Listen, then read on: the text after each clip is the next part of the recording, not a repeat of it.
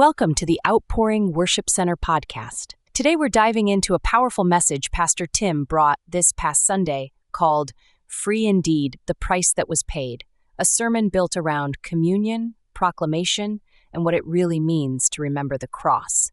I think this one landed differently for a lot of people, so let's get into it. You know, Jordan, this one has been sitting on my heart for a while, and honestly, it came out of a growing concern I have about the church, not just OWC, but the broader church, just drifting into routine without really feeling the weight of what we're doing. I've been watching people take communion, including myself at times, and I wonder if we're truly present in that moment or if we're just going through the motions. And I think God wanted to shake that loose this Sunday. There's also something about the season we're in right now, and we're seeing new faces. People are engaging on social media. People are curious. And if they walk through our doors and see us treating communion like a checkbox, that's a missed opportunity. I wanted us to feel the gravity of what that table represents before we ever walked up to it. This isn't a ritual, this is a declaration. I love that you framed it that way, because one of the first things you hit on was the idea that communion isn't a passive ceremony. It's something active, it's something you're doing with intention. Can you unpack that a little more? Because I think for a lot of people who grew up in church, communion kind of became background music. You know?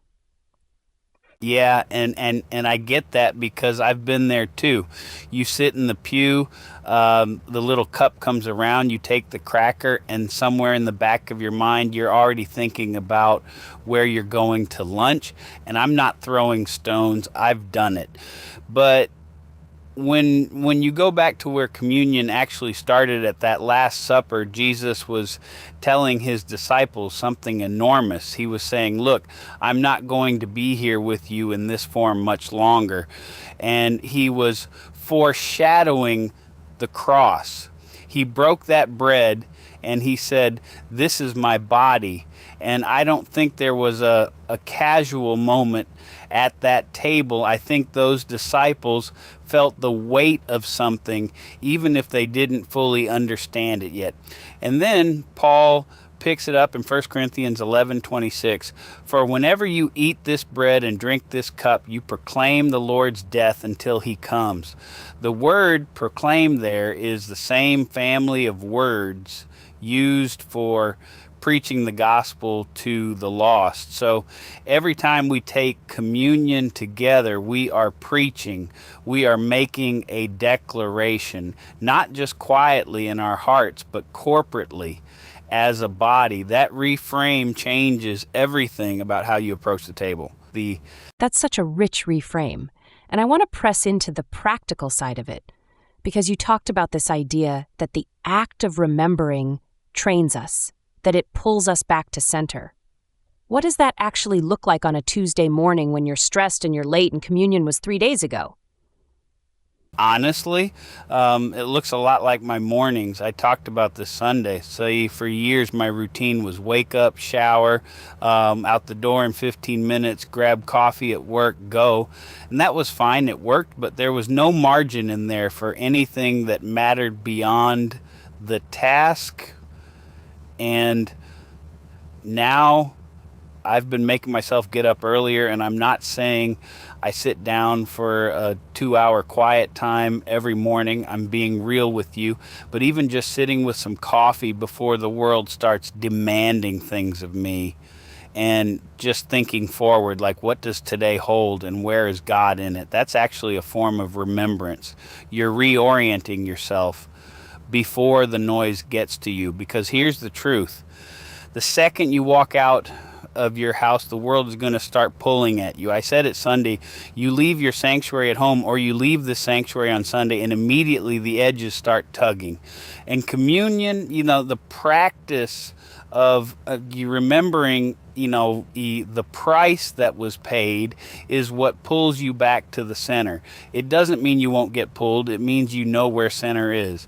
I really appreciated you being that honest about it, because sometimes when pastors talk about morning devotions, It sounds like everyone else has this perfect hour with a candle and a journal, and then you feel guilty because you've got 4 things happening before 8 a.m.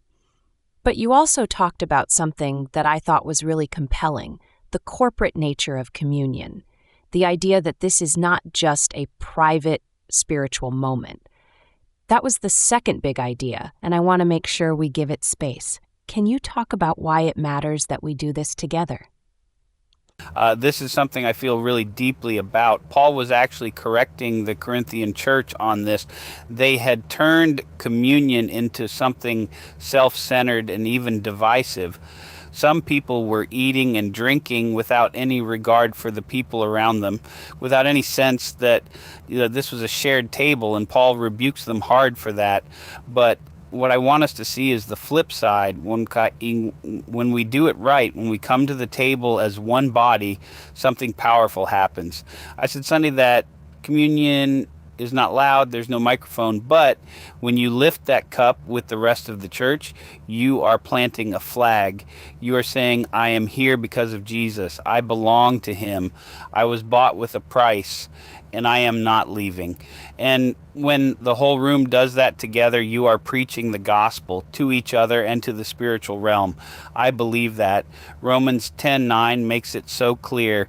If you declare with your mouth that Jesus is Lord and believe in your heart that God raised him from the dead, you will be saved. There's something about the corporate declaration together that carries a weight that private experience alone doesn't have. We are a family at OWC. We really are. And families eat together, and they don't just eat in the same room. That's beautiful. And I want to ask the harder version of that question, because I know there are people listening who maybe struggle to feel anything at communion. They show up, they go through it, and they walk away feeling like they missed it. What do you say to that person? I say welcome to the club, first of all, and I mean that with all the love in the world, because this is not a feeling first exercise. I said it Sunday. Sometimes you come to the table tired, distracted, carrying last week's weight. You're not coming fresh and rested and spiritually charged up. You come anyway. You come because the value of what that table represents is not contingent on your emotional state. Think about it this way. I'm a broken vessel. I said that Sunday and I meant it. I came to Jesus broken, and I still get cracks now and then. The table isn't for people who have it together. The table is for people who know what it costs to set them free. And if you sit there with the cup in your hand and you don't feel the electricity of a spiritual moment, that's okay. Show up anyway. Let the act of remembering do its work in you over time. It builds something. It trains you. You might not feel it this Sunday, but the habit of coming back, of putting yourself at that table again and again, that's where transformation happens. I love that. There's a tension in this sermon that I want to name because I think it's worth talking about. On one hand, you're saying communion is deeply personal. You're coming with your own brokenness, your own need.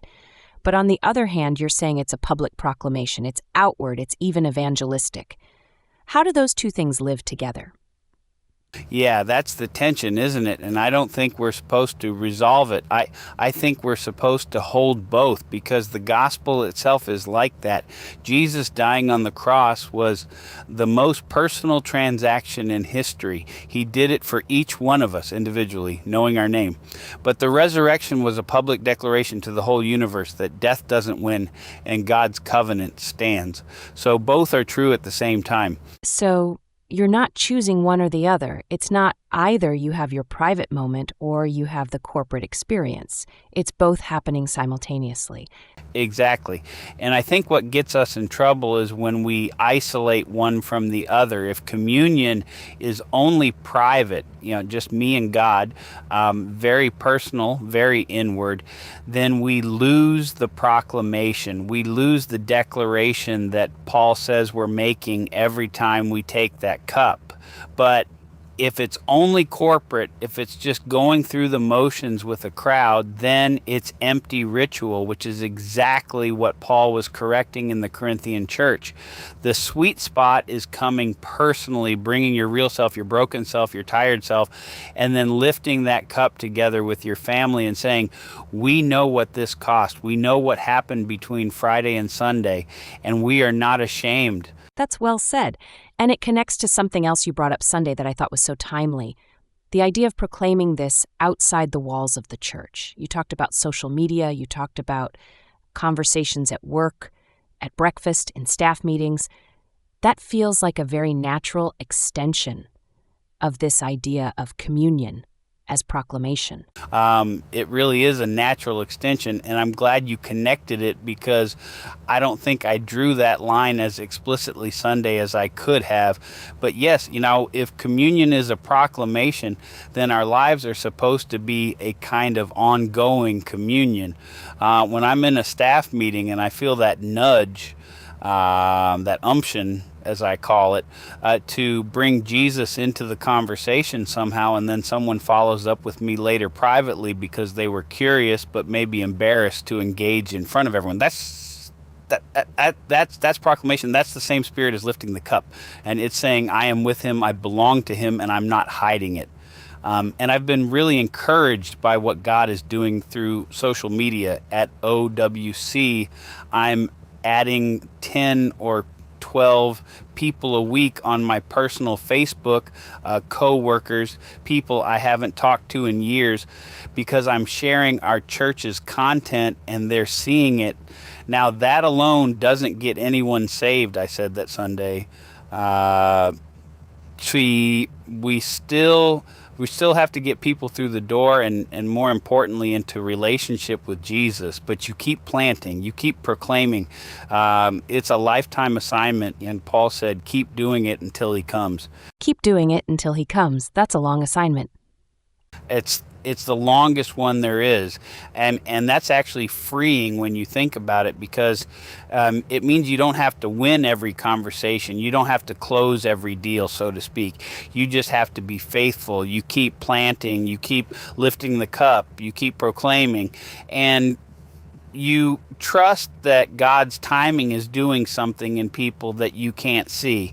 Someone's watching your post right now and saying nothing. Someone's going to shake your hand on Monday, and you're going to look in their eyes and see something, maybe a weight, maybe a question, and because you've been staying rooted in what happened at the cross, you're going to be ready for that moment. Okay, let's bring this home practically. If someone listened to this sermon and they want to actually live differently this week, not just feel good about it for a few hours, but actually do something, what's the one thing you'd tell them to do? I'd tell them to start their morning with even 5 minutes of intentional remembrance. Not a formula, not a checklist. Just wake up, and before you reach for your phone or before the rush starts, just spend a moment at the cross. Think about what was paid for you. Think about the fact that Friday looked like loss and Sunday looked like everything, and you get to live on the other side of Sunday. I know that sounds simple, but I genuinely believe that if you do it for 10, 12 days in a row, it becomes habit. And once it's habit, it starts to change the shape of your whole day. You leave the house differently. You walk into work differently. You look at the people around you differently, because you were bought with a price and set free, and you start wondering who else around you needs to hear that. It all flows from the remembering. And I want to say this is, if you've never really stopped to think about what communion means, if it's always just been a ritual, I hope something from Sunday cracked that open a little bit. You were bought with a price, not because you earned it, not because you had it together, but because Jesus was willing to break for you and bleed for you and rise for you. That is not a small thing. That is the most significant thing that has ever happened.